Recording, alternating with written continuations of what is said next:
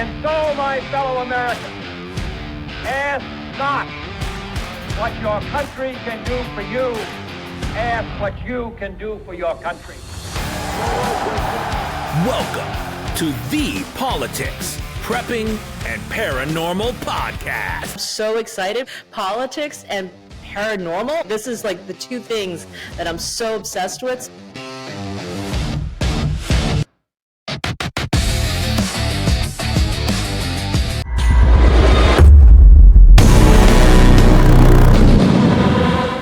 So good, it's scary. Are you ready? Welcome to the Politics, Prepping, and Paranormal Podcast. My name is Jeff Morian. I'm your host. I've been on a little break, so to speak, for a while, but I'm excited to be back, and I'm excited to do some new shows. But before I get into this week's show, I want to take a minute and give a huge shout out to Angie Wong and Dave Schrader for contributing to my brand new podcast intro. Thank you both for being a part of it. I hope you guys like it. Well, back to it. And this week, I'm excited to welcome a great patriot and soon to be Republican State Committee member from the great state of Pennsylvania. His name is Noah Formica, and he is currently a senior field representative for Turning Point Action, where he works on the front lines of grassroots political organizing and voter engagement. In fact, since 2024, he has helped over 3,000 voters register to vote and has been a driving force behind Turning Point Action for a long time now. This guy spends his life actively campaigning, knocking on doors, and fighting for conservative values. I've been following him on social media for a while now, and honestly don't know how he finds time to eat and sleep with how he travels and talks to people the way he does. So I'm excited to talk to him and get an insider's perspective on how Turning Point Action works from the inside out, as well as talk about his race for Pennsylvania's Allegheny County State Committee seat and his future plans. This guy is something else. I'll tell you what, he is working his tail off. Noah Formica, Turning Point Action, Pennsylvania field rep. Look at that. Look at all those new voters registered right there.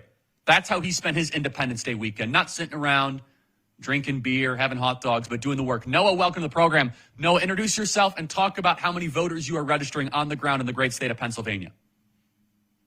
Hey, Charlie, thanks for having me on the show. So here in the great state of Pennsylvania, I actually made a Twitter post about it today. I finally hit 1,000 voter registrations since the start of the year. Noah Formica, the grassroots superstar with Turning Point Action in Pennsylvania. Noah, I know there is a big debate night watch party going on with Scott Pressler. Tell us about it. This is Noah Formica. Noah was at the rally in Butler, Pennsylvania. Noah, you are a Turning Point Action representative for us. By the way, you're the one that registered 1,000 voters, right? That's right. So Noah, walk us through what happened. You were just feet away from someone losing their life and almost the assassination of Donald Trump. Walk us through what you saw on Saturday. I want to welcome Noah to the show. Welcome, Noah. Thanks for taking the time to chat with me, brother. Hey, thanks for having me, Jeff. Let's begin with your story. Can you talk about your journey from being a supporter to an activist and now potentially stepping into public office? Yeah, sure. So I got involved when I was 15. I'm 25 now. So anybody will tell you 10 years in politics is kind of like dog years. You age fast and you learn a lot. So one of the pinnacle voices that first got me involved was Trump. I mean, how stereotypical. I watched the first Republican debate. Obviously, Trump was on stage making fun of everybody. My mom, God bless her heart, pointed at the screen. She's like, this guy is going to be our next president someday. And she's like, mark my word, just you wait. You better start paying attention to politics because this is going to affect your every single day of life. I was like, okay, Mom, well, I'll take the bait. So I started to pay attention, listen to a lot of podcasts, which actually Charlie Kirk was one of the very first podcasters I started listening to just to getting understanding of conservatism. And I don't know where I got it, but I had a socialism sucks pin that I got from a Turning Point table a very, very long time ago. And I didn't realize that would follow me, all the way through high school, all the way through college, which I graduated with political science and communications degree. Forgive me, Charlie. I know we didn't like college, but I've always done all the nitty-gritty grassroots work, like knocking doors, registering voters, whatever you need to do to win a lot of these local elections. I did it. And then I saw an application just out of the blue. I was like, I have to apply for it because some random boomer sent it to me. It got sent in my spam folder, and it was in 2023, and it was a job for Turning Point Action. I was like, I'm very familiar with this group. I'm going to give it a try. And, in less than 24 hours, I got the call back, and they were very impressed with my door knocking record just throughout the state of Pennsylvania. And I've been with them ever since, and it's been such a blessing. Cool story, man. I'll get into your race here in a little bit, but I'm sure a lot of people, the audience, would really, really love to kind of get an insider's look into the day-to-day operations of Turning Point Action. Could you talk a little bit about your work with Turning Point Action? What is it exactly that you do? Sure. So everybody knows Turning Point USA. Actually, we always get that mixed up. Anytime we go to an event, people are like, oh, Noah Formica with Turning Point USA. I'm like, you're so close. So obviously Turning Point USA is high school chapters, college chapters, us doing the Changed My Mind segments where we try to, bring Gen Z onto the Republican side. But then there's Turning Point Action. We register voters, we chase ballots, we recruit precinct committee members. Pretty much what that is help bolstering our local Republican committees. And I know some people are like, oh, why do you do that? It's because what do you think our volunteer apparatus is throughout our states? It's our precinct committee members. They get elected in their precincts. They need only 10 votes. And once they do it, they cover their precincts just to make sure that we get more Republicans mobilized. Then we do a lot of grassroots trainings with just the goal of equipping people with the tools they need to succeed on the battlefield. So maybe it's like a voter registration training, maybe it's a door knocking training, maybe it's a training on our Turning Point Action app, which is one of the best go-to weapons you can utilize against the left right now.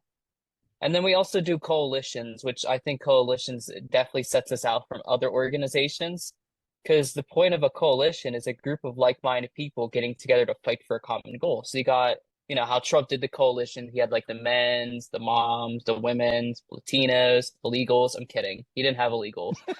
He definitely didn't have all illegals, these, that's for sure. Yeah. Oh, for sure. He had all these collective groups of people getting together, helping him campaign, helping him do all these nitty-gritty work, and speaking to people of that community, of that sect as well. Only difference with our coalitions compared to Trump's is obviously he's in office. His coalitions are gone. Our coalitions continue to work in off-year elections, and they continue to thrive and make sure that we try to get Republicans up and down the ballot elected.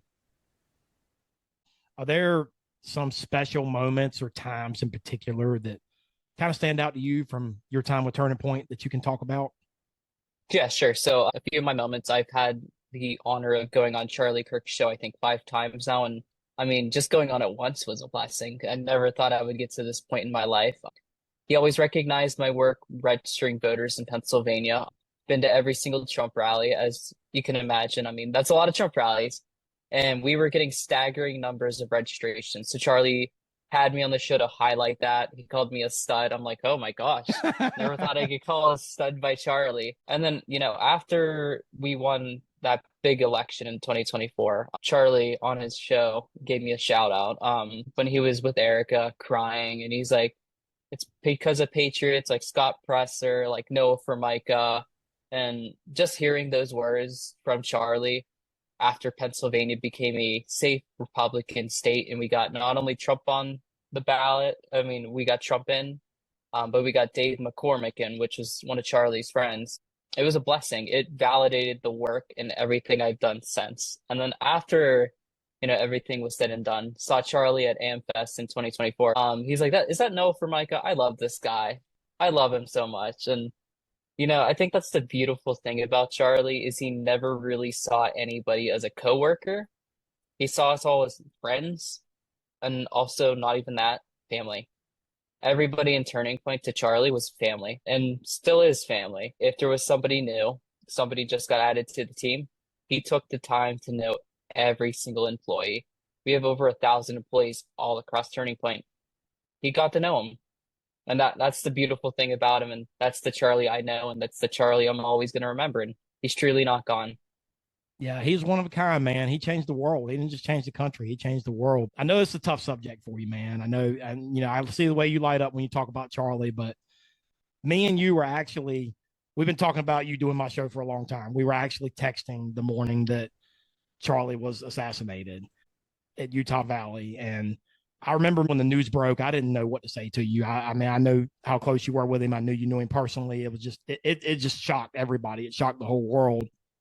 Would you talk about a little bit about your relationship with him and the kind of person he was and just the legacy that he left behind? Yeah, so I guess the little bit of the relationships, obviously, like when I said he loved me, I definitely think he did, care a lot deeply for me, the work I did as a team player.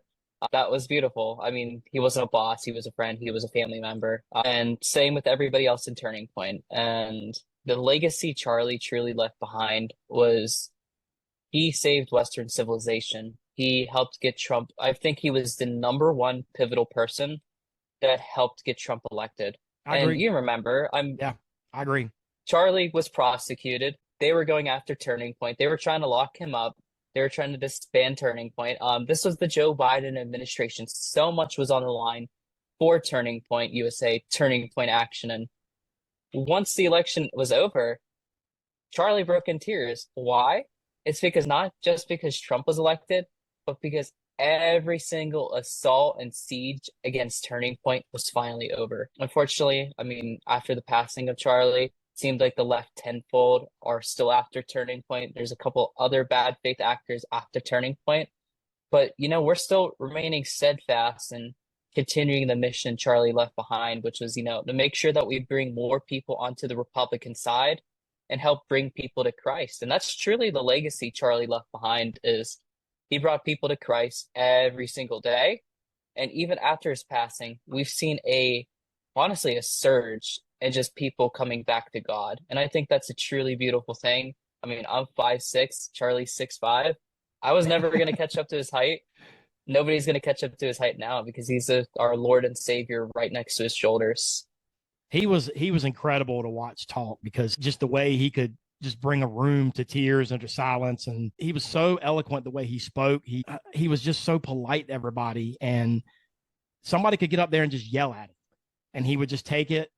He'd turn it around on them, and he'd prove them wrong. That's what he liked. That was his famous catch line, wasn't it? Prove me wrong. I mean, and he was an icon. I mean, I don't even know what to say. So you kind of alluded into this a little bit, and I wanted to ask you about this. You've heard all the rumors and conspiracy theories surrounding Turning Point leadership, and especially Erika Kirk. What do you make of some of these allegations made by Candace Owens and others about Erika and about Turning Point? Well, truthfully, you know what? I don't have much to say about it as much as I alluded to it. And here's why. It's because it doesn't pertain to me. It doesn't pertain to Turning Point. Our job is to just ignore the noise and keep up the fight because that's what the movement needs a lot more than anything. We don't need the grifters, the class of people not wanting to, contribute to the movement. We need to stay engaged in the movement, stay engaged in the fight, and constantly pay attention to the battlefield, the dynamics, so that we can make sure that we win these elections. If we get caught in every single little drama fight and pay attention to all that stuff, then what are we doing? We're wasting our time. That was Charlie at his core. He didn't pay attention to the drama. He ignored the noise. He kept his head on his shoulders and kept with the fight. That's what we're doing today. And of course, these people are going to trash talk. They're going to say nasty things. And I mean, I've had a few people say some pretty crazy things to me so far, since Charlie's passing, saying like, oh, he's still alive. Like actually saying he's still alive. Obviously he's still alive because he's with God right now and he's watching over us today. But some of these people legitimately think he's still living and he was taken away. I'm like, are you crazy? There's some pretty wild theories, man. Look, I'll be the first to admit I'm a huge conspiracy theorist. I cover a lot of that on this show, but yeah, I'm not buying into that one. I will tell you that I've heard that among so many other things. So, all right, moving on. You've talked about Trump.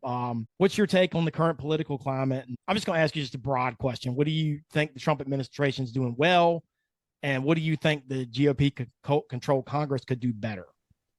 Yeah. So I guess what we did really well, you remember last year, the timing of the big, beautiful bill. Yep. That was crucial. You know why? It's because it's going to go into effect very, very soon, and it's going to impact the midterms. I don't know how well it's going to impact the midterms right now since we're in a war. I'm not so much a war guy. I can't stand war, but I trust Trump. Charlie trusted Trump, and we're just going to have to see what happens with this one. But I'm praying for the servicemen every single day, and praying for the troops that we've lost so far. And I mean, Iran is a real threat. Needless to say. But I think, like I said, the big, beautiful bill and also the deportations. I know it's not quite the numbers we have been wanting and we have been seeing in past administrations. As you know, Democrat administrations deported more than Trump. But I know, and think a lot of Trump people don't realize that.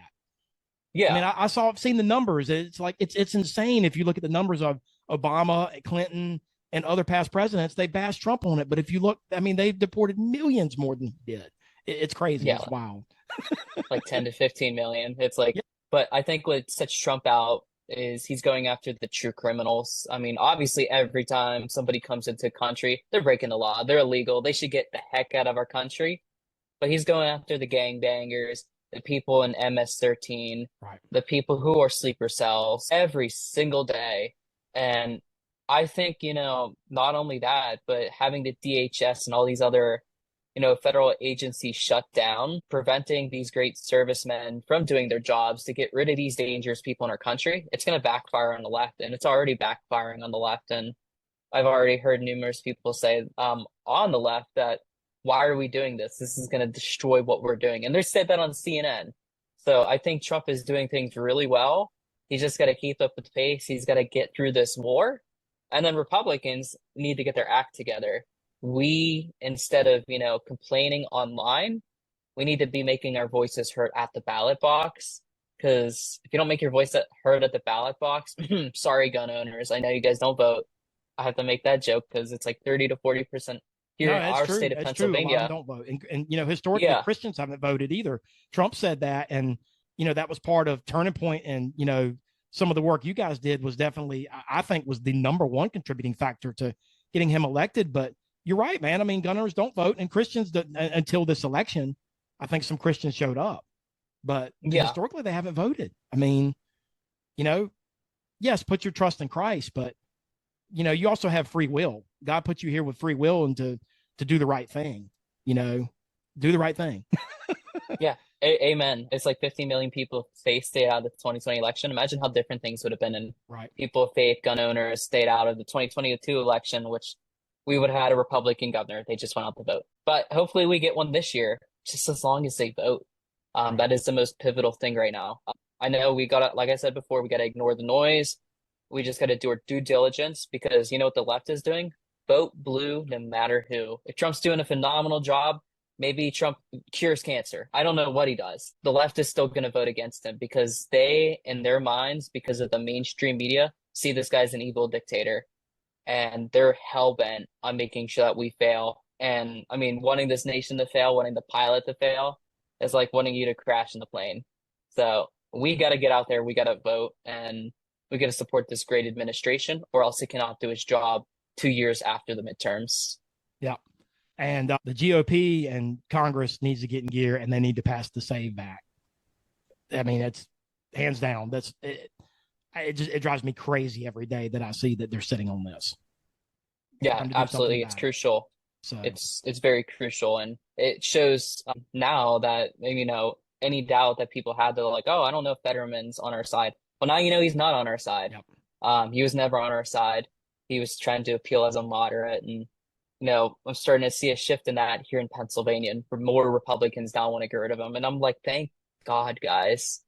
Maybe we can finally get some action. And I'm starting to see more people really wanting to get engaged. But to kind of go on a little tangent, we all know we do good in presidential years. We obviously won in 2020. I don't have to explain that. But we lose every single off-year election, even a lot of the midterms. So that's my little fire alarm for everybody. Just make sure that we vote and do our due diligence, and we'll do fine. Yeah, I've been preaching, brother. I'm terrified about the midterms. I hope I'm wrong, but got to get out there and cast the vote. Let's talk about your race, man. You're a proud Pennsylvanian, and you're currently running for Republican State Committee. Anyone might not know, would you describe that office you're running for a little bit and talk about some of the cities and counties your district's made up of? Sure. So, a little bit about Republican State Committee. So in Pennsylvania, we have a Democratic State Committee and a Republican State Committee. Only electors of that specific party, and it goes other states as well. Members of that specific party can vote for that specific person on that party. And as many people can be on the ballot as they want. My specific district has 6 men, 6 women, and there can only be 3 men and 3 women who actually win. So I got a 50% chance of winning. My mom's running. Another person I know is running. We're running as a Your slate. mom's running? Yeah, my mom is Very running. cool. Yeah, Family affair. I love it. she's got stage 4 cancer, and she's not giving up. God bless her for that. God bless her, man. I didn't know that. I'm sorry.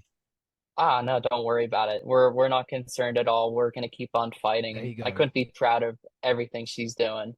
But what is state committee? So the point of state committee is to get Republicans elected and also endorse candidates. And it's a little bit of a third option, which nobody ever mentions when they talk about what a state committee actually does, is people are meant to get elected to the state committee, get educated, educate the people there, and then bring it back to their communities, their municipalities, so that we can start educating people on a local level and winning a lot of these localized elections. I mean, you're in that state committee district, elected to it for a reason, whether it's a county basis, state senatorial basis. You're elected there to make sure that you win these elections. If you're not doing that, then why are you on state committee? Right. And unfortunately, that's the dynamic of state committee right now, and it goes for every single state.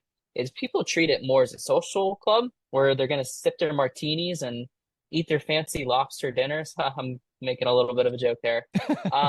And they do absolutely nothing to benefit our party as a whole.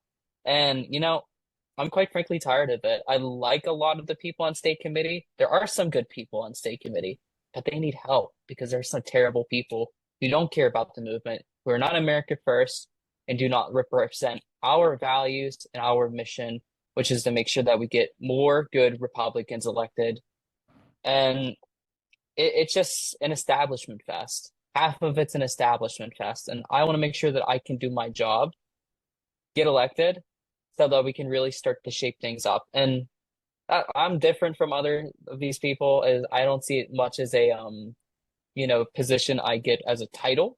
I see it as something that, hey, As an opportunity. it's another thing it's another opportunity that I can utilize to make a difference. And that's always been my reason for being involved in politics, is making a difference so that we can save our country and I can save my beautiful state that I've lived in my entire life.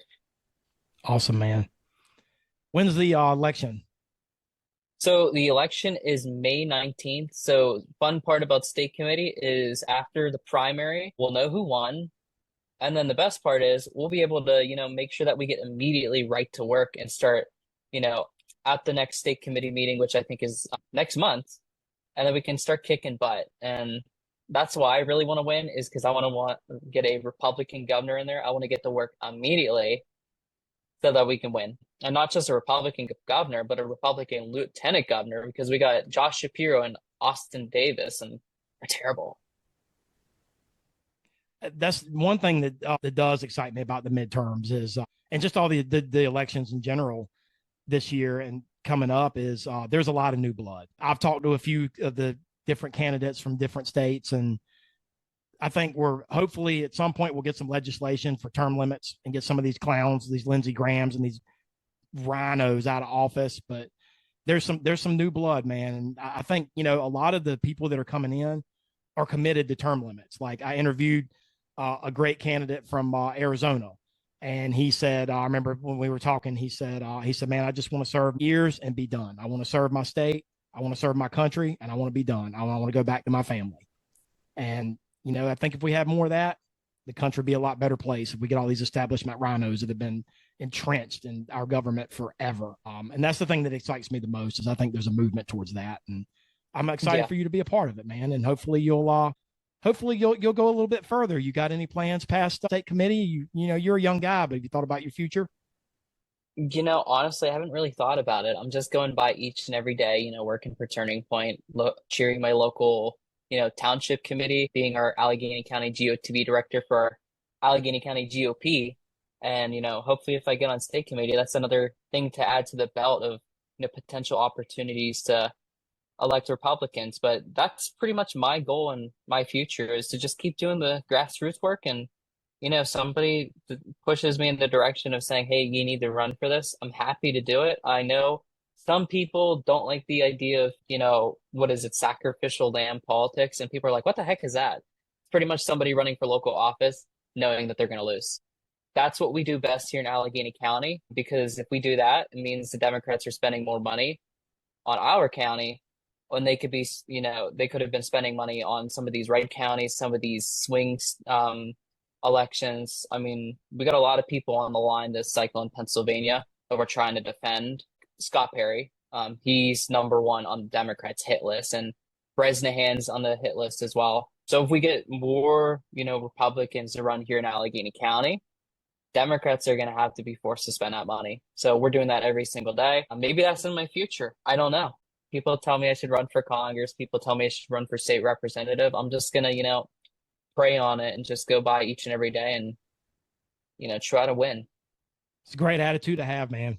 And that, that tells me right there, you're committed to actually doing the right thing and to doing what's best for your state and your country. So God bless you, man. I'm sure Chow's smiling down at you, brother, and is proud of you for all that you've done. What do you like to do when you're not chasing the vote, man? You're a busy guy.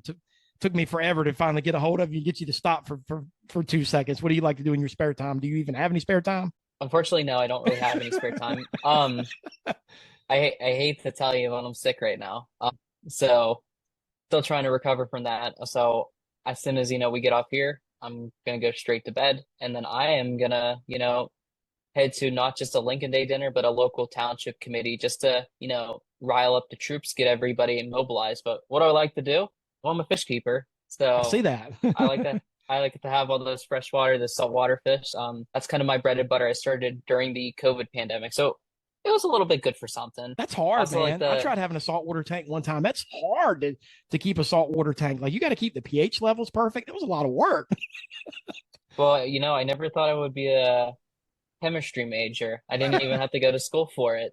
But, I learned a lot just by, keeping fish alive. And I've had a lot of these for over 6-7 years. So it's been fun. But, I'm a fish keeper. I'm also, a gun tout and shooter. So any free time I got, I love to go to the shooting ranges. And I also like to, binge just reading politics. I know it's kind of, counterintuitive, because it's like, oh, well, I mean, aren't you pretty much binging politics when you right. work every single day? Yeah. But, just sitting there on a couch, watching Fox News, watching the media, watching people like Tim Pool, Tim Cast, and maybe even Steven Crowder, getting an understanding of what's going on in the world and, bettering my knowledge so that I can better debate people and have an understanding and be able to hit people with these hard facts so I can try to bring people over to our side. Right. Very good. Well, where can we follow you and how can we support you? Sure. So you can support me on Twitter or X, whatever you want to call it. It's N Formica GOP, like NFORMICA GOP, Formica, just like the countertop or the ant, and then GOP Grand Old Party. And then that's also my Instagram handle as well. But I'm also on Facebook, LinkedIn. I'm also on True Social. I don't really use True Social, to be fair. But I'm on pretty much all the platforms. So feel free to, shoot me a message. Join me in the fight if you want to get involved in whatever state you are in with Turning Point. I'm happy to help facilitate that. We need all hands on deck. And even if it's just one person listening to this right now that decides that they want to join the fight, that makes a huge impact, because it only takes one soul to truly shape the nation and make things better. We saw that with the impact of Charlie. One person has that impact. You can be that one person that makes that impact. Your vote does matter, regardless of what they tell you. Your vote does matter. Well said, brother. Well, Noah, I hope you feel better, man. I appreciate the time. No, I appreciate you. Thank you so much for having me, Jeff. Thank you for listening to the Politics, Prepping, and Paranormal podcast. Your source for real news and analysis on politics, prepping, paranormal, conspiracy theories, and the volatile state of the world we live in. Tune in next week and every week for a new episode, and stay safe, stay healthy, and stay vigilant.